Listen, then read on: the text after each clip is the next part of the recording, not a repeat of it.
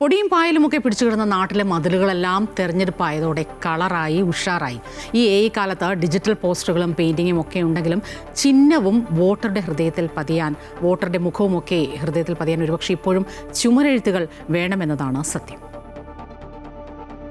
തിരഞ്ഞെടുപ്പെടുത്തതോടെ വെള്ളച്ചായത്തിൽ കുളിച്ചൊരുങ്ങുകയാണ് പൊടിയും പായലും പിടിച്ചുകിടന്ന നാട്ടിലെ മതിലുകളെല്ലാം. AI സാങ്കേതികവിദ്യ അടക്കം പരസ്യരംഗത്ത് വിപ്ലവം സൃഷ്ടിക്കുമ്പോഴും ചിഹ്നവും പേരും സ്ഥാനാർത്ഥിയുടെ മനസ്സിൽ പതിയാൻ ചുമരെഴുത്തുകൾ വേണമെന്നതാണ് കീഴ്വഴക്കം. പോസ്റ്ററുകളെക്കാൾ ആകർഷകമായതിനാലാണ് രാഷ്ട്രീയ പാർട്ടികളും സ്ഥാനാർത്ഥികളും ഇപ്പോഴും ചുമരെഴുത്തിന് പ്രാധാന്യം നൽകുന്നത്.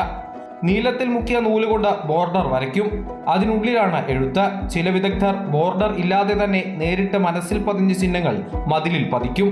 തിരഞ്ഞെടുപ്പ് കാലം എന്നാൽ കലാകാരന്മാർക്ക് തിരക്കേറിയ ദിവസങ്ങളാണ്. ചുമരുകളും കാര്യങ്ങളൊക്കെ ഇപ്പോൾ കുറഞ്ഞുകൊണ്ടിരിക്കുകയാണ്. ചുമരുകളൊക്കെ ഇപ്പോൾ വലിയ ചുമരുകളുണ്ട്. പണ്ടൊക്കെ ഇലക്ഷന് ഇഷ്ടംപോലെ മതിലുകളൊക്കെ എഴുതിയിരുന്നു. ഇപ്പോൾ മതിലുകളും കുറവാണ്. ഇപ്പോൾ ഇലക്ഷൻ വരുമ്പോഴാണ് ഞങ്ങൾക്ക് ഇപ്പോൾ കുറച്ച് വർക്കുകൾ തന്നെ. ഫ്ലക്സിൻ്റെ ഒക്കെ അതിപ്രസംഗം എടുത്താൽ എഴുത്തുകളൊക്കെ കുറഞ്ഞുകൊണ്ടിരിക്കുകയാണ്. തിരഞ്ഞെടുപ്പ് അടുക്കുമ്പോൾ പ്രാദേശിക നേതാക്കളുടെ രാഷ്ട്രീയ ചുമതല പ്രധാനമായും രണ്ടാണ്: വോട്ടർ പട്ടികയിൽ പേര് ചേർക്കലും ചുമരെഴുത്തിനായുള്ള മതിൽ ബുക്ക് ചെയ്യലും. ഇതിനായുള്ള നെട്ടോട്ടത്തിലാവും പലരും. സ്ഥാനാർത്ഥികളുടെ പ്രഖ്യാപനം എത്തിയതോടെ ചുവരിൽ ഇവരുടെ ചിത്രങ്ങളും പേരും തെളിഞ്ഞു.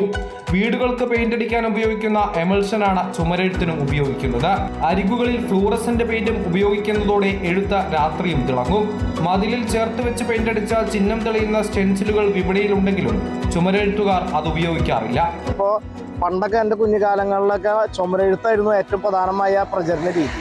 അപ്പം അത് മാറി ഫ്ലെക്സിൻ്റെ അതിപ്രസരണം, അതുപോലെ തന്നെ സോഷ്യൽ മീഡിയയുടെ അതിപ്രസരണം കാരണം ഈ ചുമരെഴുത്തൊക്കെ പൂർണ്ണമായിട്ടും ഇപ്പം മതിലുകളാണെങ്കിൽ പൊതുവെ ഇല്ല. എല്ലാവരും അവരുടെ മതിലുകളൊക്കെ വളരെ സേഫ്റ്റിയാക്കി പെയിന്റൊക്കെ അടിച്ച് നല്ല കളർഫുള്ളാക്കിയിട്ടിരിക്കുക. പിന്നെ അപൂർവം കുറച്ച് മതിലുകളുള്ളൂ. അതാണ് ഇപ്പോൾ ഞങ്ങളിവിടെ എഴുതുന്നത്. ഫ്ലക്സ് വന്നതോടെ ചുമരെഴുത്തുകളുടെ കാലം കഴിഞ്ഞെന്നാണ് എല്ലാവരും കരുതിയത്. എന്നാൽ ചുമരെഴുതുന്നവർക്ക് ഇപ്പോഴും ജോലിയുണ്ട്. അവസരങ്ങൾ അല്പം കുറഞ്ഞെന്ന് മാത്രം. അമൃത ന്യൂസ്, തൃശൂർ.